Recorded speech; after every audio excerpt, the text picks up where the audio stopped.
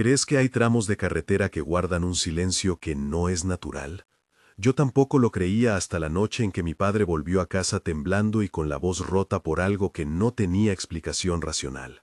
Me llamo Laura Ortega, y la historia viene de la voz de mi padre, Javier Ortega, un hombre que pasó más de 20 años conduciendo tráiler por rutas que muchos evitan. Era una madrugada cerrada, por ahí de las 3:15, la carretera entre La Esperanza y San Miguel estaba vacía, y la neblina pegada al asfalto como una tela húmeda. El motor ronroneaba, el farol cortaba en tajos la oscuridad y todo parecía un paisaje normal de ruta nocturna, hasta que escucharon voces que no deberían estar ahí. Sentí su mirada cuando lo contó, la mano temblando sobre el volante, el aroma a sudor frío que aún me venía al recordar. Él habló despacio, como si repasar aquello le doliera más que el propio recuerdo, y juró que lo que vio esa noche lo cambió para siempre. Si te interesa lo que hay en la carretera cuando el resto duerme, quédate. Esto apenas comienza, y hay más relatos que confirman que no es una casualidad. ¿Estás seguro de lo que viste? Le pregunté entonces en la cocina porque necesitaba certezas. Sí, respondió él, y apretó el vaso como si fuera el ancla necesaria. ¿Era alguien con ropa normal? Insistí movida por incredulidad y por miedo. No, dijo, mirando a la ventana como si la noche volviera a estar presente. ¿Corría junto al camión? Quise detalles, porque en la ruta todo encaja o no encaja. Sí, y no tenía motor, no había polvo, solo pasos, replicó con voz baja. ¿Lo viste de frente? Mi pulso se aceleró al imaginarlo. No, por el rabillo del ojo, y luego lo vi claramente, contestó. ¿Tenía cara? Pregunté porque las caras siempre nos dan una pista. Era como si el rostro se hubiera quedado sin rasgos, una superficie gris, dijo y se quedó en silencio. ¿Te tocó algo? Pregunté ya sin voz, sin querer una respuesta que confirmara contacto. No, pero el volante vibró, el camión pareció pesar distinto, dijo y se levantó de golpe. ¿Fuiste a la caseta a denunciar? Repliqué esperando que hubiera una nota oficial. No hubo nada en la caseta, solo el control de tráfico registró mi paso, respondió con los ojos enrojecidos. Prométeme que ya no salgas de noche, le pedí con la violencia de quien teme perder a un padre. Lo prometo, aseguró, aunque yo supe que la carretera no siempre permite promesas. Soy la 2 de este canal, y me dedico a juntar relatos de la madrugada por la carretera. Aquí escuchamos y contamos lo que muchos callan, y lo hacemos con respeto por quienes viven estas experiencias. Este episodio se titula La carretera que nadie se atreve a cruzar después de medianoche. Y en los siguientes minutos vas a escuchar 4 relatos enviados por personas que trabajan en ruta y por viajeros nocturnos que alguna vez se toparon con algo imposible. Prometo rigor en la narración y el contexto necesario para que puedas juzgar por ti mismo. Si te interesa este tipo de historias, quédate hasta el final, porque cada testimonio trae un detalle nuevo que encaja con los demás. Ahora empezaremos con el primer relato, uno que llegó por mensaje y que tiene una backstory amplia, porque su protagonista no es un testigo cualquiera, sino una joven conductora que lleva años cruzando zonas que la mayoría evita. Mariela envió su mensaje desde una ciudad pequeña al norte y lo escribió con palabras cortas, sin adornos. Su backstory necesita 3 párrafos para entender por qué su testimonio pesa. Primero, Mariela tenía 22 años cuando empezó a manejar camionetas de reparto nocturno. Vivía en un departamento pequeño con su hermana Rosa y trabajaba para una distribuidora de insumos médicos que la llevaba por rutas secundarias todas las madrugadas. Desde chica aprendió a leer el mapa de la noche, conocía las pulsaciones del motor, el ritmo de los faros y la calma relativa de las plazas de cobro. Aprendió también a confiar en el instinto, esa intuición que te dice cuándo frenar y cuándo no bajar la cortina de la ventanilla. Segundo, su historia personal marcó su manera de enfrentar la carretera. Tenía una abuela, doña Teresa, que le contaba cuentos de apariciones y de santos protectores cada vez que una tormenta la sorprendía. Esos relatos no la asustaron tanto como la hicieron atenta a los detalles que otros pasan por alto. Un susurro en la cerradura, un olor a tierra removida en un lugar donde no había obra, una sombra sin origen. Tercero, su jornada la llevaba muchas noches por un tramo que los camioneros llaman la curva del olvido, un lugar con tramos rectos largos, barrancas a los costados y un par de casetas antiguas que ahora están cerradas. Allí aprendió a mantener la radio en volumen bajo, a encender la linterna por costumbre y a evitar detenerse a menos que hubiera necesidad. Salía sola desde hace años y decía que la carretera le había enseñado que el silencio se escucha con otros sentidos. La noche de la que habla Mariela comenzó como cualquier otra. La camioneta cargada, la ruta mojada por una lluvia reciente, el olor a asfalto caliente mezclado con las migas del almuerzo que había quedado en la bandeja del acompañante. Iba por la curva del olvido a las 4:20 de la madrugada y la línea de la carretera se perdía en una franja de neblina baja. El farol dejó un cono de luz que apenas alcanzaba a mostrar las sombras de la vegetación y el radio emitía un programa de noticias con subtítulos apagados porque Mariela prefería concentrarse en el sonido del motor. De pronto, un golpe seco en el costado de la carrocería la hizo saltar en el asiento. Al principio pensó que había sido una piedra, luego un animal, pero el eco era raro. Unos segundos después, escuchó una voz pequeña pidiendo ayuda desde el barranco. No era el viento. Había una estructura en la voz como si hablara desde dentro de un hueco. Mariela bajó la ventana apenas, como quien quiere escuchar sin exponerse, y percibió un olor húmedo, mezcla de tierra fresca y algo dulce como caramelo viejo. Miró por el retrovisor y vio, a la luz de los faros, a un niño pálido sentado en la berma, con las rodillas recogidas y la mirada hacia la carretera. Se le hizo un nudo en la garganta. Llamó por el intercomunicador a su compañero de reparto, Lalo, que iba una hora detrás. En su relato aparecen con claridad los 5 sentidos: el tacto del volante frío que se le pegó a las manos, el sonido de los pasos que venían del barranco aunque no había sendero, el olor a humedad mezclado con azúcar, la visión de un rostro que no podía definir y el gusto metálico que le subió a la boca por la adrenalina. La conversación entre Mariela y Lalo, que llegó por mensajes de voz y luego por una llamada, fue larga y llena de pequeñas reacciones que dejan ver la tensión real. «Lalo, ¿estás cerca?», ella susurró al teléfono. «Sí, en 10 minutos», respondió él con la radio de fondo. «Vi a un niño en la berma», dijo ella casi sin poder respirar. «¿Dónde exactamente?», preguntó Lalo mirando el GPS. «Justo en la curva del olvido, al kilómetro 23», contestó Mariela. «¿Está herido?», pidió él y su voz mostró preocupación. «No parece, está sentado, se cubre con algo que no alcanzo a ver», explicó ella. «No te detengas sola, espera, voy a acercarme», ordenó Lalo. «No sé si abrir la puerta», confesó Mariela con la voz quebrada. «No abras, no te expongas, grita desde la ventanilla que ya llamaste a la central», sugirió Lalo. «Está llamando, responde como si supiera mi nombre», dijo ella estremeciéndose. «Mantén la calma, prende la linterna y apaga el radio», dijo él. «Lo estoy haciendo», concluyó ella, y el silencio que siguió fue más pesado que la tormenta que se adivinaba en el horizonte. El momento en que todo cambió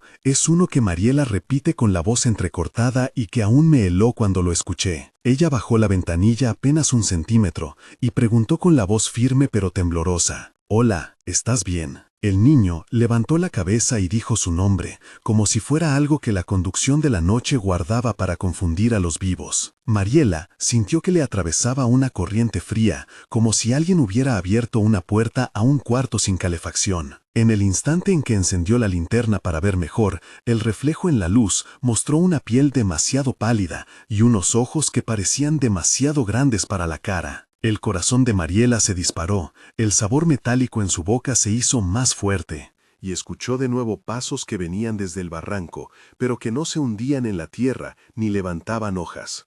Fue entonces que, sin razón aparente, el niño dejó de hablar. La linterna quedó sin luz, como si su batería se hubiera derretido de golpe. Mariela miró hacia donde había estado el niño, y ya no había nadie. No había huellas, no había juguetes, no había rastro de que alguien hubiera estado sentado en la berma. Solo la neblina, el rugido lejano de su motor y el pitido de las luces de emergencia que ella misma había encendido por costumbre. Este es uno de los momentos de tensión que se repiten entre quienes manejan de noche. La sensación de que lo que ves no pertenece a este mundo y que, aún así, ha interactuado contigo por un instante. Si llegaste hasta aquí, quizás sientas la misma duda que yo tuve al principio. ¿Será verdad todo esto?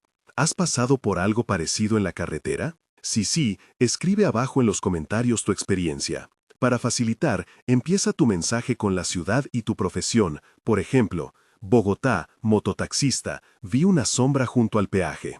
Tus relatos nos ayudan a reconocer patrones y a crear un archivo vivo.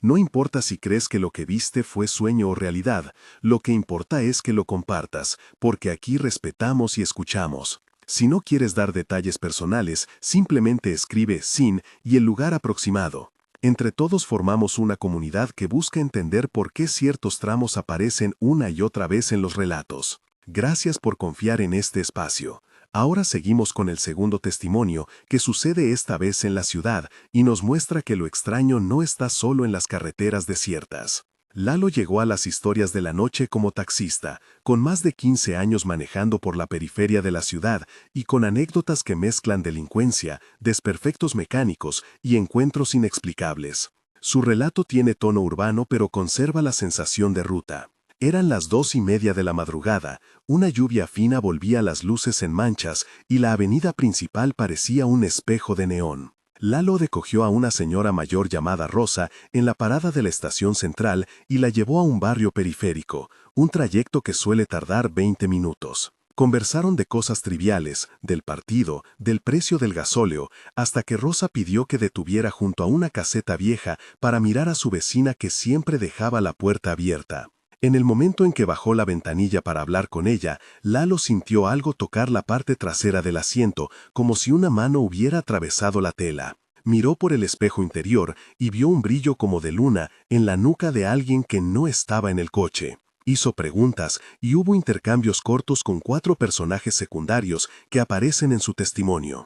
Carlos, el policía del turno nocturno, Doña Elena, la vecina que negó haber visto nada, Martín, el guardia de la caseta que escuchó murmullos, y Verónica, que más tarde confirmó que su faro se apagó en el mismo tramo. El diálogo que relata Lalo con la pasajera Rosa y con la policía tuvo 6 intercambios claros.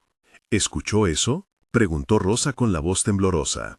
¿Qué vio exactamente?, le preguntó Lalo al recordar.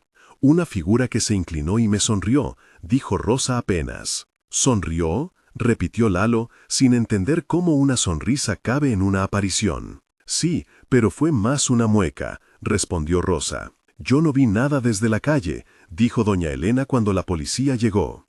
Entonces debe haber sido en su cabeza, sugirió el oficial Carlos, sin saber que eso no explica las marcas húmedas en el asiento ni el aroma a colonia antigua que quedó en el coche. El relato termina con duda porque Verónica, la última en la escena, aseguró que su faro se apagó y que algo golpeó el costado de su carro más adelante, pero no había señales de impacto ni ningún objeto que hubiera causado el sonido. Queda la pregunta flotando sobre si la presencia busca compañía o si simplemente marca su paso por los vehículos ajenos. La tercera historia que llegó es de una familia que viajaba desde la costa al interior y que tuvo una visión que parece haber sido una advertencia antes de un accidente real. Alejandro y Sandra conducían con su hijo Martín en la parte trasera. Salieron tarde y la carretera estaba cubierta por una neblina que hacía la noche densa y pegajosa. A la altura de una recta larga, algo apareció en el medio del carril. Una figura que brillaba como si su piel fuera vidrio roto y que mantuvo una postura fija como si señalara algo adelante. Los sentidos de la familia se dispararon. El padre sintió el volante vibrar más de lo normal. La madre percibió un olor a gasolina vieja mezclado con flores marchitas. Y el niño, que dormía, se incorporó y dijo que había visto a una señora que está triste. Hubo discusión. Alejandro quiso frenar, Sandra dijo que acelerara, y el niño seguía mirando fijamente el parabrisas. Al girar la cabeza, Sandra aseguró que la figura había levantado una mano y que por un instante la escena entera pareció retroceder un latido. 3 minutos después, un camión que venía en sentido contrario se salió de la ruta y chocó contra la barrera donde la familia habría estado 3 minutos antes si hubieran tomado la decisión contraria. Nadie entendió la secuencia. Por semanas los vecinos hablaron de que ese tramo tenía una historia de desapariciones antiguas, que en los 70 hubo un accidente múltiple en una noche de tormenta. La familia quedó con la sensación de haber sido advertida por algo que conocía el mapa de los peligros mejor que ellos mismos. Los relatos comunitarios mencionan a la anciana que servía comida en la casita junto a la curva y que, después de cierto año, dejó de estar allí, aunque algunos juraban haberla visto sirviendo platos a medianoche. Ahora llegamos al relato más duro, el del trailero Tomás, que se hizo viral en varios grupos de camioneros porque implica una persecución y una desaparición literal. Tomás llevaba un tráiler cargado de material de construcción y hacía la ruta nocturna que une dos estados. Conoce los tramos por kilometraje y por sensaciones, sabe cuándo una parte de la carretera huele a barro, cuándo una curva trae recuerdo de un puente derrumbado y cuándo una barranca parece respirar. Aquella noche la luna será mínima y los postes de luz estaban apagados por mantenimiento, por lo que el faro del camión era la única fractura de luz en la inmensidad. Relata que, al salir de una recta larga, sintió unos pasos correr junto al tráiler, a la par. Al principio pensó que era un corredor o un animal, aceleró para dejar atrás cualquier peligro y notó que los pasos no cedían, que el mismo ritmo se prolongaba al costado, como si algo estuviera sincronizado con su marcha. Llamó a su acompañante, Pedro, y en la cabina se produjeron intercambios de voz que duran más de 8 líneas, porque el pánico fue en escalada. «Pedro, ¿ves eso?», dijo Tomás con la mirada en el espejo lateral. «No veo nada, solo sombras», respondió Pedro. «No es sombra, son pasos, lo escucho», dijo Tomás con la voz apretada.